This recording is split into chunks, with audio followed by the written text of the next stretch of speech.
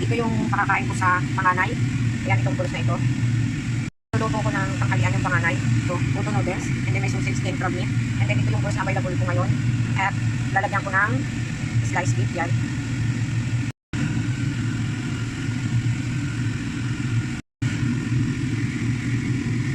Ayan, nilagyan ko din ng gulay. Wawat ko yung gulay. Gabit sa atin sa Pilipinas.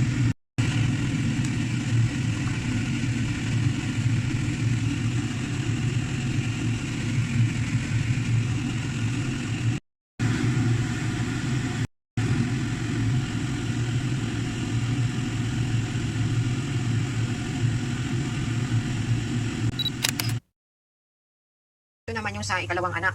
Ayan, ang kakaiba dito, lalagyan ko nitong dumplings na ito kasi kumakain siya niyan. Tapos yan, udon noodles.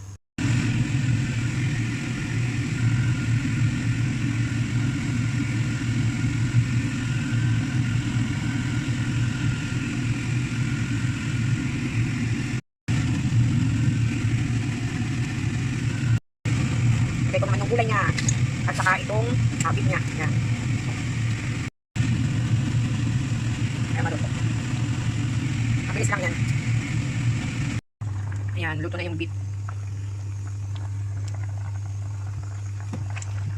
Ayan, luto na rin yung vegetable. Madali lang din yung lutuin. Ayan, kung mapapansin nyo, mas marami ito.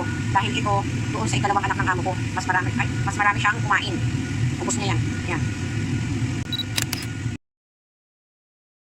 At ito naman ang aking tanghalian, pritong chicken wings. Ang palaya, saka yung kanin. Dami ng kanin ko. Hindi ko naman maubos yan. Ayan, kain tayo. Ayan, kain tayo. Tapos, ang palaya. Tira ko ito kahapon eh. Ulam ko din kahapon ng tanghali. May kaunting sabok sa inistim ko siya. Kain po tayo. Kain na po.